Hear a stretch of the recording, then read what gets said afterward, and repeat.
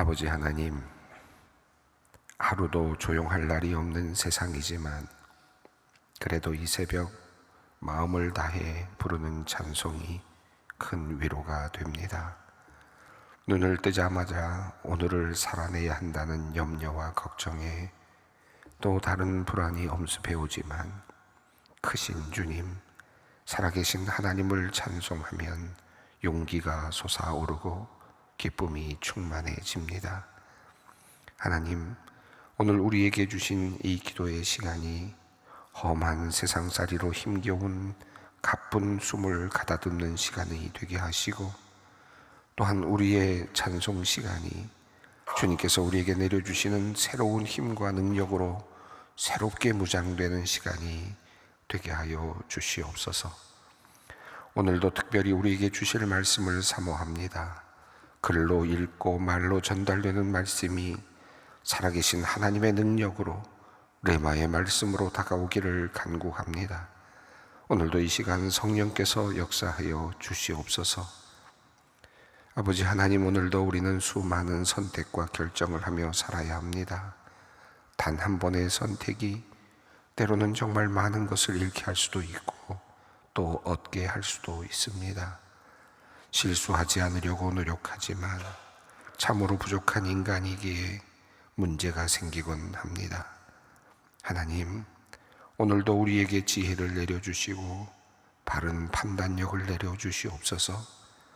무엇보다 하나님의 뜻을 알기 원하오니 우리가 말씀을 읽을 때, 또 설교를 들을 때, 찬양할 때, 그리고 기도할 때 주님의 마음을 알게 하시고 그 뜻을 깨닫게 하여 주시옵소서.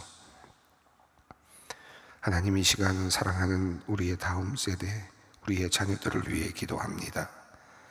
우리 자녀들이 믿음으로 살기를 바라면서도 정작 부모로서 우리는 자녀들에게 믿음의 삶을 보여주었는지 다시 돌아봅니다. 우리의 자녀들이 하나님만 의지하며 살기를 바란다 하면서도 과연 부모로서 우리는 자녀들에게 하나님만을 의지하는 모습을 보여주었는지 성찰합니다. 도리어 세상의 재물과 권력과 명예와 힘을 부러워하는 모습으로, 도리어 그러한 삶을 부추기는 모습으로 자녀들에게 비추어지지는 않았는지 회개하는 마음으로 돌아봅니다. 하나님, 우리의 믿음은 연약합니다. 늘 바르게 세우려 노력하지만 또 넘어지고 쓰러집니다.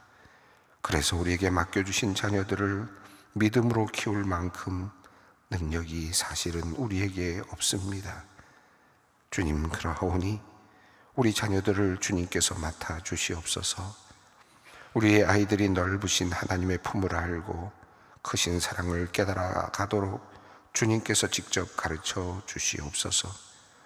진정한 평안과 기쁨을 주님 안에서 얻고 누리는 참된 사랑스러운 주님의 자녀들로 만들어 주시옵소서.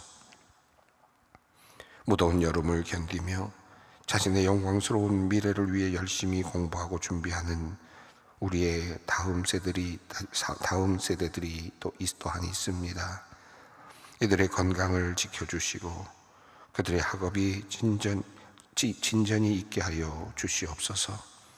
배운 것을 잊어버리지 않게 하시고 원리를 깨달아 알게 하시며 잘 이해할 수 있도록 도와주시옵소서. 성실하게 준비할 때 좋은 결과를 얻을 수 있도록 주님 함께하여 주시옵소서.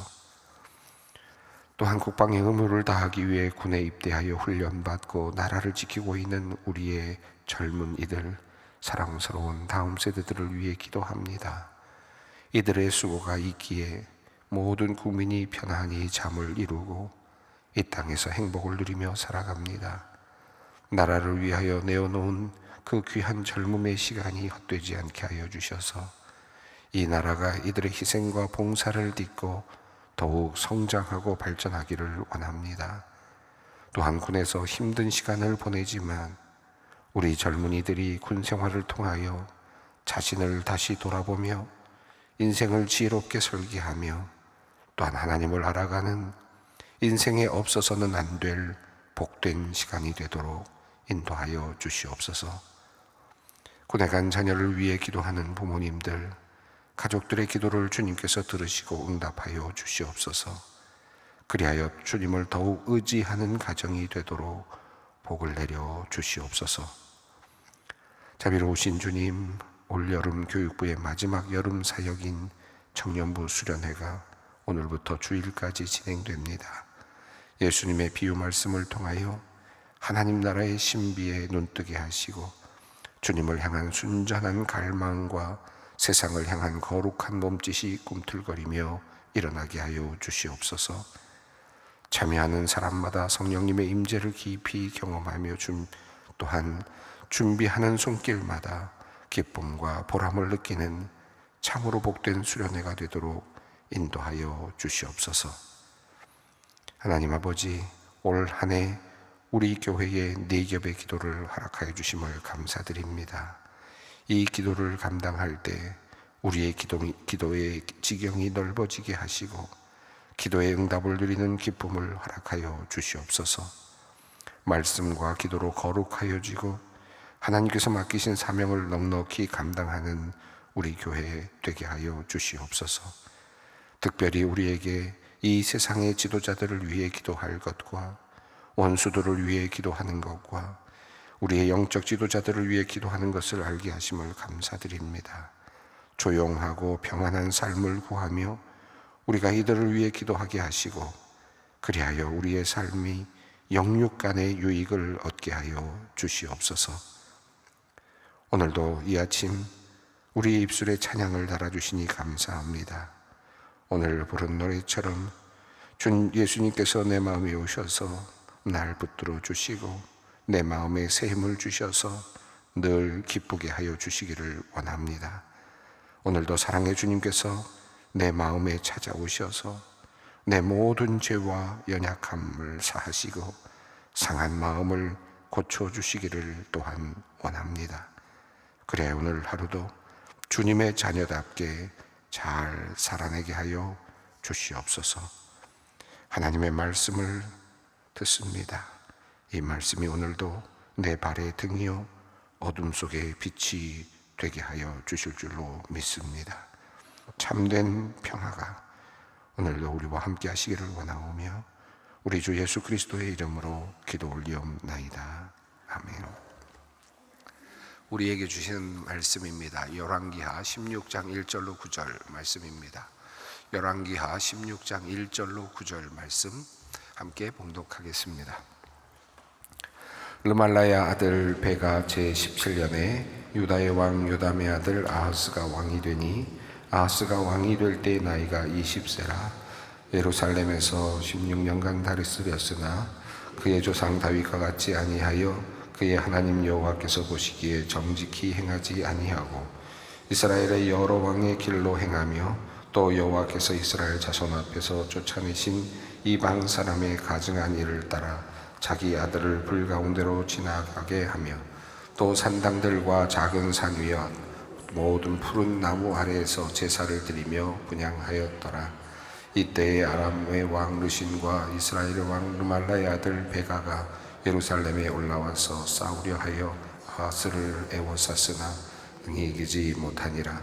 당시에 아람의 왕 르신이 엘랏을 회복하여 아람에 돌리고 유다 사람을 엘랏에서 쫓아내었고 아람 사람이 엘랏에 이르러 거기에 거주하여 오늘까지 이르렀더라. 아하스가 아수르 왕 딜랏빌레셀에게 사자를 보내 이르되 나는 왕의 신복이요 왕의 아들이라. 이제 아람 왕과 이스라엘 왕이 나를 치니 청하건대 올라와 그 손에서 나를 구원하소서 하고 아하스가 여호와의 성전과 왕궁 곳간에 있는 은금을 내어다가 아수르 왕에게 예물로 보냈더니 아수르 왕이 그 청을 듣고 곧 올라와서 다메섹을 쳐서 점령하여 그 백성을 사로잡아 기르로 옮기고 또 르신을 죽였더라. 유다의 왕의 이야기입니다. 오늘은 아하스에 관련된 내용입니다. 요담의 아들이고요. 또 아사랴로부터 이어지는 아사랴, 요담, 그리고 또 이어지는 오늘 아하스 왕입니다. 유다의 왕 중에서 대부분은 그래도 여호와 앞에서 정직히 행하였다라는 평가를 들었지만 이 아하스 왕은 조금 더 곁길로 나아갔습니다. 하나님을 의지하고 하나님께 매어 달리지 아니하고 스스로의 힘으로 모든 것을 하려고 했고, 또 다양한 다른 신들을 섬기면서 그들에게 도움을 구하려고 했던 그런 왕입니다. 그런 관점에서 유다 왕 중에서 악한 왕으로 평가받는 그런 왕입니다. 어둠이 짙게 드리우면 또 이제 곧 또 새벽이 오는 것처럼 이렇게 어둠이 드리워지는 가운데서 이제 뒤에 또 하나님만을 의지하는 왕이 또 준비되고 있음은 또 한편 다행이고 또 희망이 아닌가 하는 생각은 들긴 합니다만, 그러나 이제 어두움으로 치닫고 있는 유다의 형편을 우리가 오늘 보게 됩니다. 이 아하스 왕이 어떤 왕이었는지, 그리고 그를 통해서 어떤 일이 일어났는지를 함께 보겠습니다. 1절 말씀입니다. 르말라의 아들 베가 제17년에 유다의 왕 요담의 아들 아하스가 왕이 되니. 자, 베가가 이스라엘을 통치하고 있을 때 요담의 아들 아하스가 왕이 되었습니다. 자, 그 아하스의 그 왕이 될 때 상황과 그에 대한 평가가 2절에 나옵니다. 함께 읽습니다.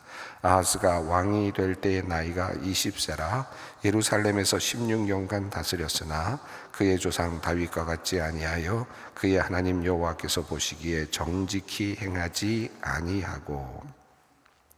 유다의 왕들은 대부분 그래도, 특히 지금 우리가 읽어내려온 그 과정 속에서 보면 그래도 여호와 앞에서 정직하게 행하였다라고 하는 절반 정도의 그 좋은 평가를 그나마 받고 있었는데, 오늘 나오는 이 아하스의 경우는 여호와 앞에서 정직하게 행하지 않았다라고 하는 말로 그 평가를 아주 나쁘게 받고 있습니다. 아사 왕, 여호사밧 왕, 그리고 또 아마샤, 또 이어지는 아사랴, 그리고 요담, 이어지는 이런 유다의 왕들은 그들이 그럼에도 산당을 완전히 없애지도 못하고 온전하게 하나님께 예배를 드리지 못했음에도 불구하고 여호와 앞에서 정직하게 행하였다라고 하는 또 나름대로의 긍정적인 평가까지는 받고 있었지만, 이 아하스의 경우는 하나도 잘한 것이 없는 것 같은, 그래서 좋은 평가를 하나도 받지 못하는, 하나님 앞에서 어떤 것도 내어놓을 것이 없는 그런 왕으로 평가되고 있습니다. 그래서 여호와께서 보시기에 정직하게 행하지 않았다라는 표현인데요, 이 표현을 조금 더 강하게 다음 절이 하고 있습니다. 함께 읽습니다. 3절입니다. 이스라엘의 여러 왕의 길로 행하며 또 여호와께서 이스라엘 자손 앞에서 쫓아내신 이방 사람의 가증한 일을 따라 자기 아들을 불 가운데로 지나가게 하며. 여기서 여호와께서 보시기에 정직히 행하지 않았다라는 것, 그리고 나서 그 평가를 이스라엘의 여러 왕의 길로 행하였다라고 이렇게 표현합니다. 여기서 말하는 이스라엘이라는 표현은 북이스라엘이죠. 북이스라엘은 누구의 길을 따라갔습니까? 여로보암의 길을 따라가는, 그리고 하나님을 섬기는 것이 아니라 도리어 하나님과 더불어서 다른 수많은 신들을 섬길 뿐만 아니라 금송아지를 만들어서 단과 베델에서 숭배하는 그런 사람들이었죠. 다른 종교를 섬기는, 다른 신을 섬기는 이제 그런 모습인데, 이스라엘 왕과 같은 상황이 되었습니다. 지금까지 우리가 읽어 내려오면서 이스라엘 왕들의 그 쭉 흘러보는 그 과정을 보면 그들은 여호와 앞에서 정직하지도 못했고 여로보암의 길을 갔고 하나님을 알지 못하는 길로 가는 그런 흐름이었다면, 지금 유대만큼은 그래도 아직까지는 그래도 하나님을 정직하게 섬기려고 하는 왕들의 모습이 이렇게 조금씩 비춰졌는데, 아하스의 경우에는 이제 이스라엘 왕과 같이 되었다. 북이스라엘의 왕들과 같이 이제 완전히 하나님께서 보시기에 건져낼 것이 없는, 그들에게서 좋은 점을 발견할 수 없는 그런 상황까지 내몰리게 됩니다. 어느 정도까지였는지 그 3절이 말하고 있는데, 이방 사람의 가증한 일을 따라서 갔고, 그리고 자기 아들을 불 가운데로 지나가게 했다라고 말합니다. 자기 아들을 불 가운데로 지나가게 하는 종교는 당시에 몰렉, 멜렉이라고도 할 수 있겠죠. 몰렉교이죠. 대부분 그 종교가 그 동방 지역에 상당히 만연했던 것으로 보여지는데, 특별히 위급할 때에 그 자기 아들을 이제 희생시키는 방식으로 위기를 모면하는 이제 그런 모습들이 종종 발견됩니다. 뒤에 나오겠습니다만 17장 31절, 우리 열왕기하 17장 31절을 보면 스발다임 사람들은 자녀를 불살라 아드람멜렉과 아남멜렉에게 드렸다라고 하는 내용이 나옵니다. 그러니까 스발다임이라고 하는 이방 사람들이 섬기고 있는 종교 멜렉, 몰렉, 이 종교를 따라서 지금 그들은 지금 이 왕은 그 종교에 지금 들어가 있는 셈이 됩니다. 이방 종교 중에서도 그 정말 드문 그런 것을까지도 다 포용하고 지금 그것을 좀 따라가는 그런 상황을 볼 수 있습니다. 이미 앞에서 읽어왔습니다만 3장 열왕기상 3장 열왕기하 3장 27절에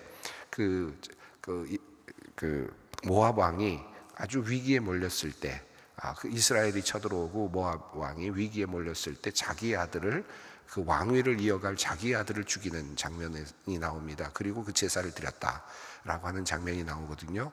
그러니까 고대 근동에서 보면 아마도 이 멜렉교는 아주 그 절실할 때, 절실함을 표현하면서 자기 아들을 바치는 거죠.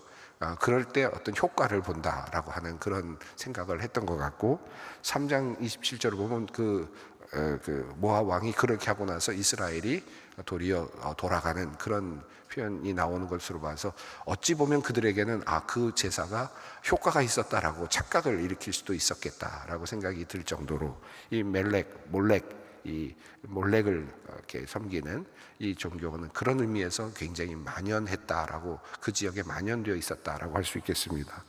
자기 아들을 바친다는 게 얼마나 어려운 일이겠습니까마는, 그럼에도 불구하고 이렇게 가능했던 이유는 당시에 자기의 어떤 자기 왕조가 무너지고 아무것도 없는 상황이 될 것 같다는 그 아주 완전히 그 긴급한 상황 속에서 마지막 수단으로 이제 사용한 그런 셈이죠. 그러니까 얼마나 간절하면 아이를 바치겠는가, 이제 이런 의미가 되겠죠. 그런데 그것이 많은 사람들에게 퍼져 있었고, 그리고 자기의 욕심을 이루기 위해서, 자기의 영달을 이루기 위해서 때로는 자기 아들을 바치게 되는 이런 상황이 되었습니다. 아브라함이 아들을 바치는 그런 장면에서 하나님께서 그 아들을 바치지 못하도록 하시고 수장을 대신 바치도록 하시는 그 장면은 사실은 어찌 보면 그 중동에 있는 이 다양하게 퍼져 있는 이런 아들을 바치는 풍습에 대한 하나님의 어떤 또 다른 제안이라고 할 수 있겠습니다. 그러니까 하나님께서 보여주신 그 아브라함의 그 아들 이삭을 바치는 것을 바치지 못하도록 하시는 것은 아들을 바치지 않도록 하시려고 하시는, 아들을 바치는 그런 몰렉 종교와 같은 그런 종교에 대한 반하는 그런 해방의 종교였다라고 할 수 있습니다. 아들을 대신 바쳐도 내가 아들 대신에 숫양을 바쳐도 내가 받겠다라고 하는 그런 하나님의 어떤 그 당시에 사람들이 아들을 바쳐야만 살아남는다, 아들을 바쳐야만 생존할 수 있다, 아들을 바쳐야만 성공할 수 있다라고 생각하는 그런 구조에서 그것을 탈피하게 만드는 그런 의미가, 이 아브라함이 이삭을 바치려고 하는 그 장면에서 수량을 바치게 하심으로써 그것에서부터 해방시켜 주시는 그런 의미가 있습니다. 자, 그런데 여기서 보면 지금 아들을 불 가운데로 지나가게 했다. 이거 아들을 죽였다는 얘기죠. 결국은 아들을 희생시키는. 그러면서 지금 하나님을 믿어야 될 지금 성전이 바로 옆에 있고, 그런데 하나님께는 다가가지 아니하고 도리어 지금 아들을 불 가운데로 지나가게 합니다. 앞서 요담의 이야기를 드렸습니다마는 성전의 문까지는 문짝은 달아서 문을 세웠지만, 그러나 그 역대기를 보면 그가 성전에는 들어가지 않았다라고 하는 내용이 굉장히 그 눈에 들어온다고 말씀을 드렸는데요. 그것도 마찬가지죠. 지금 성전이 바로 옆에 있는데, 요담은 건물은 보수하는데 성전에 들어가지 않았다는 말은 진정한 의미의 하나님을 의지하지 않았다, 하나님과의 교제가 일어나지 않았다는 겁니다. 하나님과의 깊은 관계에 대한 관심이 없었다라고 볼 수 있겠죠. 자, 이제 그의 아들 아하스는 그보다 한 걸음 더 나갑니다. 성전이 바로 옆에 있고 하나님께 나아갈 수 있는 그런 제단이 있는데도 불구하고 그는 지금 자기 아들을 불 가운데로 지나가게 하는 그런 몰래교를 지금 따라가고 있습니다. 이방 종교를 지금 섬기고 있습니다. 4절 읽습니다. 또 산당들과 작은 산 위야 모든 푸른 나무 아래에서 제사를 드리며 분향하였더라. 흥미로운 표현들이 나오는데, 산당들, 작은 산 위와 그리고 모든 푸른 나무 아래서 제사를 드리며 분향하였더라, 이런 표현이 나오는데요. 이 표현은 예레미야서 2장 20절 또 3장 6절로 또 6절과 13절 이런 부분들을 읽어보면 같은 비슷한 표현들이 나옵니다. 높은 산 위에서와 푸른 나무 아래에서 너는 몸을 굽혀 행음하였도다 라고 예레미야를 통해서 하나님께서 말씀하시는, 책망하시는 장면이 나오거든요. 그래서 여기서 이 표현은 그대로 가져오고 있는데, 행음하였다.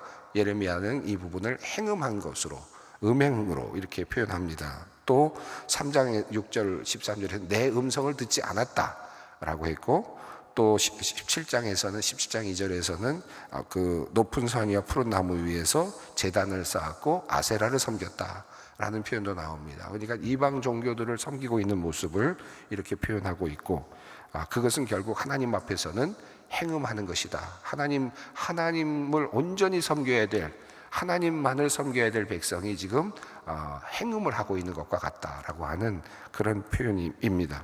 자, 5절 말씀입니다. 이때 아람 왕 르신과 이스라엘 왕 르말라의 아들 베가가 예루살렘에 올라와서 싸우려 하여 아하스를 에워쌌으나 능히 이기지 못하니라.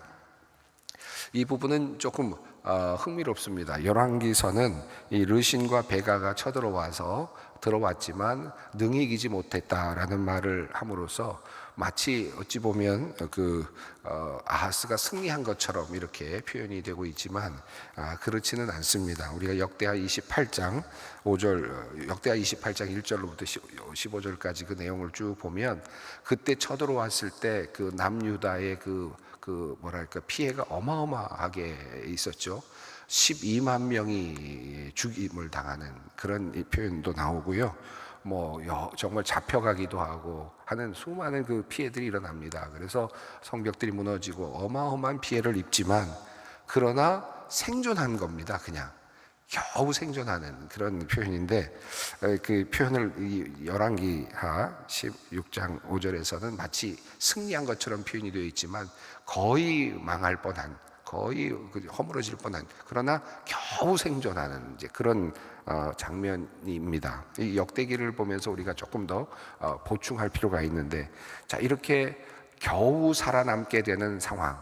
그래서 왜 하나님께서는 이 아하스를 조금이라도 더 한번 이렇게 살려두셨을까 생각을 하게 되는데, 어쨌든 이렇게 겨우 살아남게 되는 상황 속에서 그럼에도 불구하고 빼앗긴 땅들도 많았습니다. 그저 한 가지만을 이야기하고 있는데, 열왕기서에서는 6절입니다. 함께 읽습니다.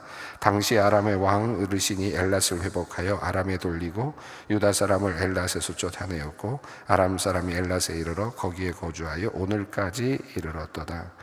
4장 22절에서 아사랴가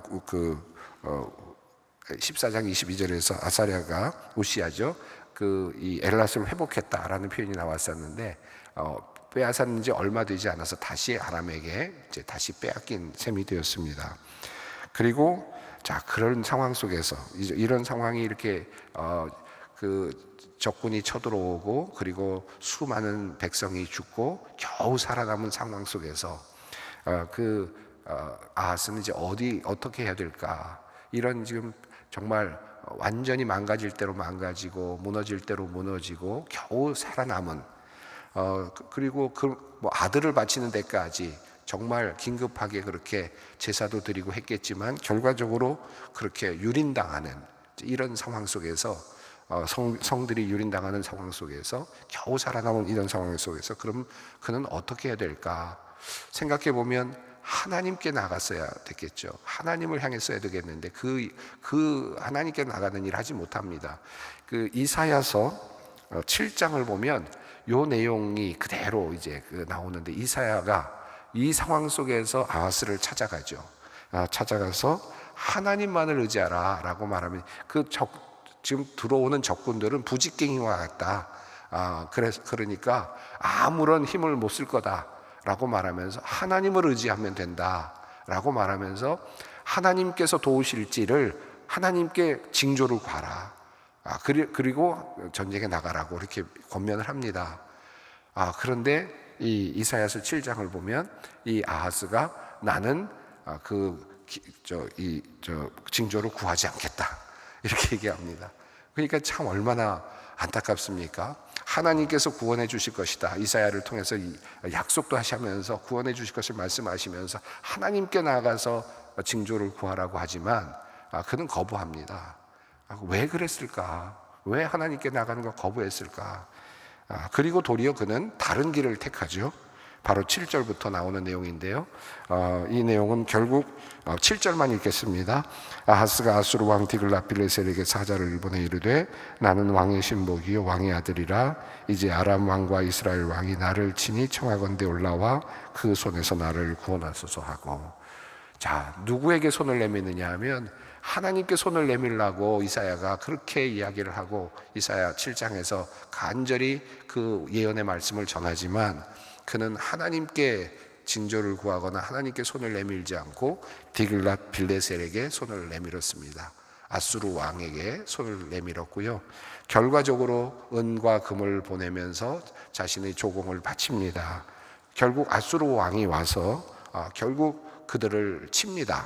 그래서 이기기는 하죠. 승리를 합니다. 9절을 읽습니다.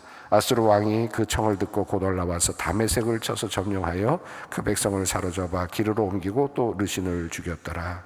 아람의 요새라고 할 수 있는 다메섹을 치고 르신, 아람 왕 르신도 살해합니다. 자, 이렇게 해서 이제 아수르가 승리하면서 점점 더 팽창해가는 상황이 되어 가는데 바로 그 과정에서 바로 이 아하스 왕이 나타나고 있습니다. 그래서 오늘 이 말씀을 읽으면서 정말 하나님 앞에 하나님의 성전이 옆에 있는데 왜 그는 그곳으로 나가지 않았을까 한번 깊이 생각해 볼 수 있고요. 또 이사야 선지자를 보내셔서 하나님께서 하나님께 징조를 구하라 도와주시겠다고까지 그렇게 이야기를 하시는데도 왜 나는 그 징조를 구하지 않겠다고 얘기했을까? 그리고 그는 왜 디글랏빌레셀에게 손을 내밀었을까? 이 모든 것들이 결과적으로는 잠시 승리하는 것처럼 보였고 정치적인 승리 것처럼 보이기도 했지만 결과적으로 그들은 이제 또 다른 파멸의 길로 점점 들어가고 있음을 볼 수 있습니다. 오늘 이 아하스의 이야기를 쭉 읽었는데 몇 가지 중요한 포인트들이 있는데 그 지점들에 혹시 나의 삶과 한번 연결시키면서 나는 과연 누구를 향하여 지금 도움을 청하고 있는가? 내가 누구에게 손을 내밀고 있는가? 진정 내가 손을 내밀고 있는 대상은 누구인가? 한번 깊이 생각할 수 있었으면 좋겠습니다. 함께 기도의 자리로 나아갑니다. 하늘에 계신 우리 아버지, 아버지의 이름을 거룩하게 하시며 아버지의 나라가 오게 하시며 아버지의 뜻이 하늘에서와 같이 땅에서도 이루어지게 하소서. 오늘 우리에게 일용할 양식을 주시고 우리가 우리에게 잘못한 사람을 용서하여 준 것 같이 우리 죄를 용서하여 주시고 우리를 시험에 빠지지 않게 하시고 악에서 구하소서. 나라와 권능과 영광이 영원히 아버지의 것입니다. 아멘.